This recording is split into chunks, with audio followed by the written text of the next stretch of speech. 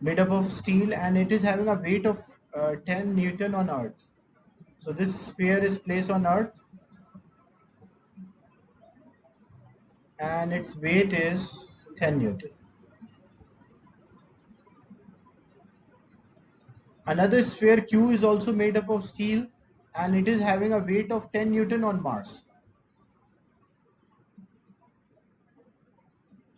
You can also use the screen annotation to state the answer. I will explain each question.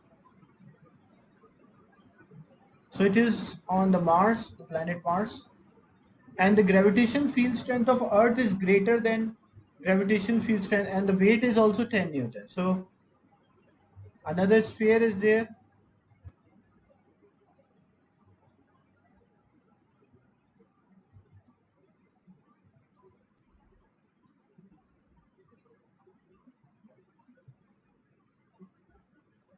which is also 10 Newton.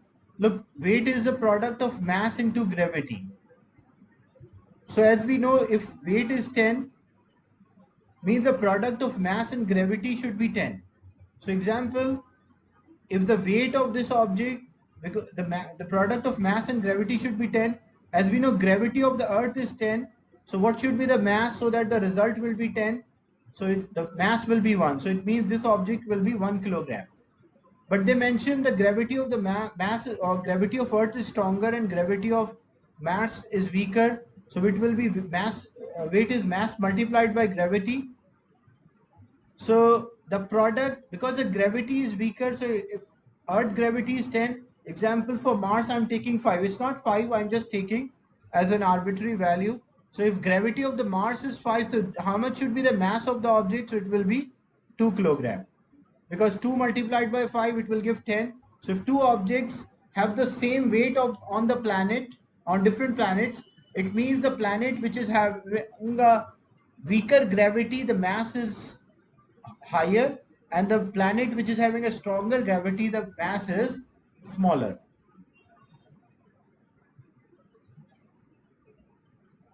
So they're asking which statements are correct. So mass of sphere P is same as mass of sphere Q. That's wrong. It is not correct. As you can see, because the earth gravity is stronger, so the mass is smaller, but Mars gravity is weaker, so the mass should be greater, so that the result will be 10. Then the mass of sphere P is less than mass of sphere Q. As you can see, the sphere P is on Earth and sphere Q is on Mars, and the mass of sphere P is less than mass of sphere Q. Is it clear discussion?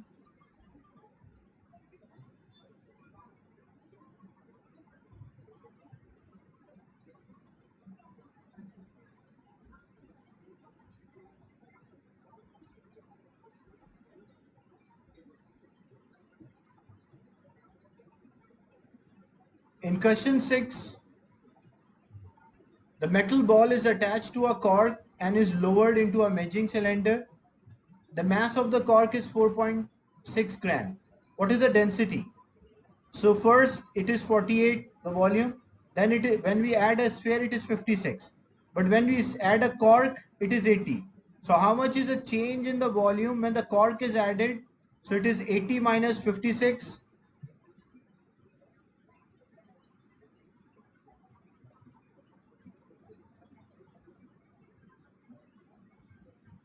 which is equals to 24. So 24 cm cube is the volume, and the mass is 4.8. To get the densities, mass over volume, the mass is 4.8 and the volume is 24. So 4.8 divided by 24, it will be 0.2. So B will be the right answer.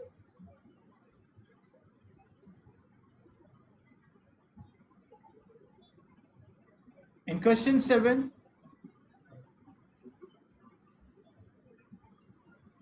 a plank, a uniform plank rest on the pivot. So if it is rest on the pivot, means it is balanced. So the clockwise moment produced by child Q is equals to anti-clockwise moment produced by child W. The mass of child P is 25. What should be the mass of child Q? because you can use a calculation to solve this, or even you can use your understanding that because when the beam is balanced and objects have different weights, the objects which are closer to the pivot for balancing, these are heavy objects. So this will be a heavy object,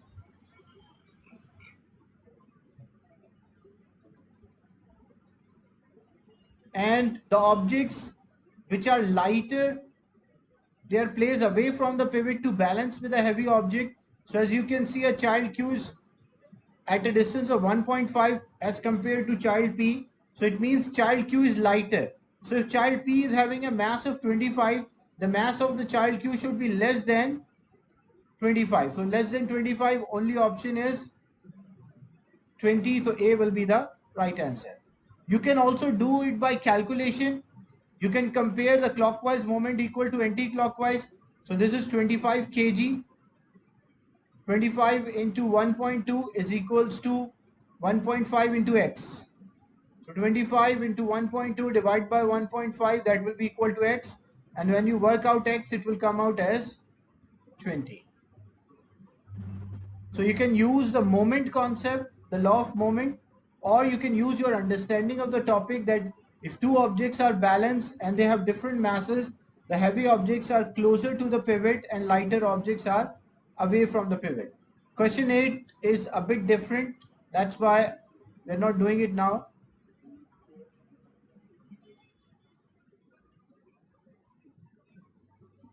Question 9, an object of mass 0.5 moving towards right, as you can see.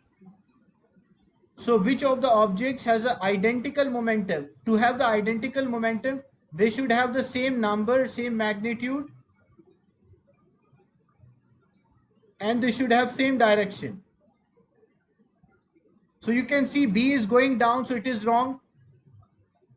D is going left, that is wrong. A is going up, that is wrong. So that's why C is the right answer. Its direction is correct and it is magnitude. When 0.4 multiplied by 0.1, it will be 0.04. So this will also be 0.04. The momentum and the direction is also correct.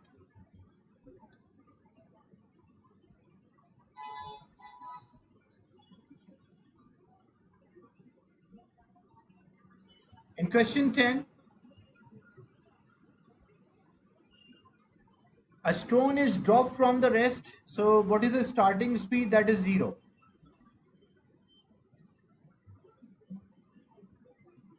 At a height 2 meter above, the planet has no atmosphere. The speed of a stone just before reaching the surface is 3.8 meter per second. What is the acceleration? So how we can work out the acceleration here?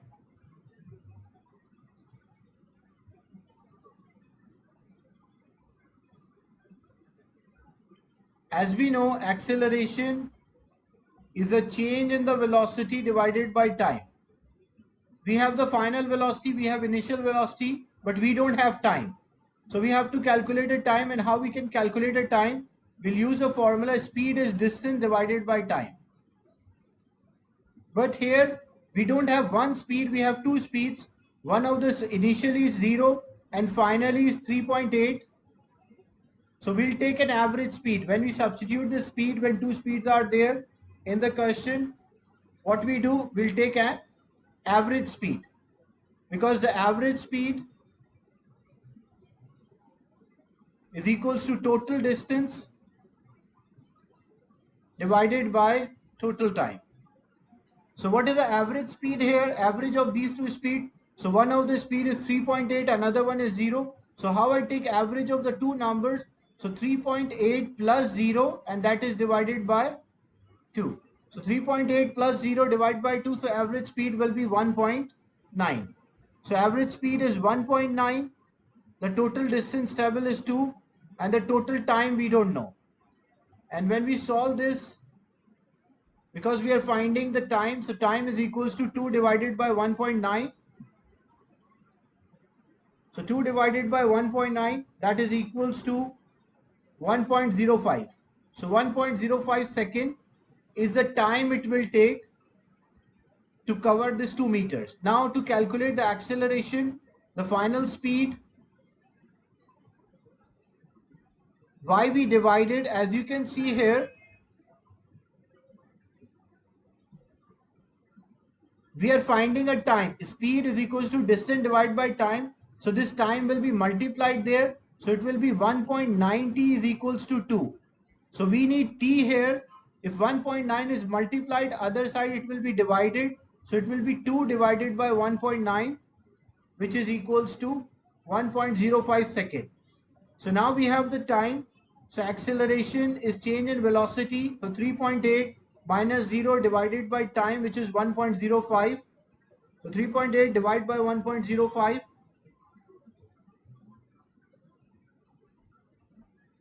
That is equals to 3.61 meter per second square. So C will be the right answer. Is it clear, this question?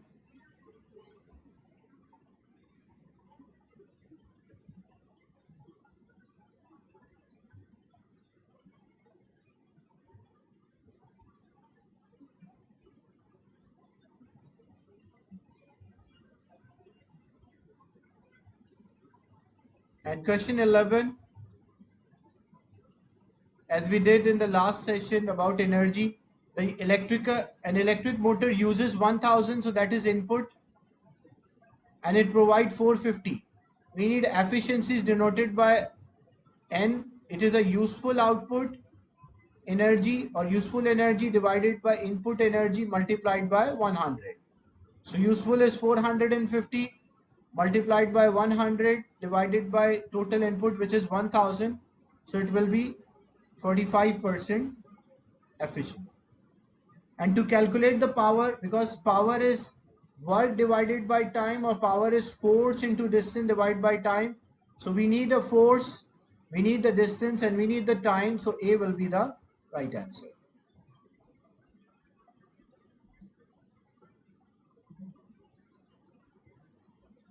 So this was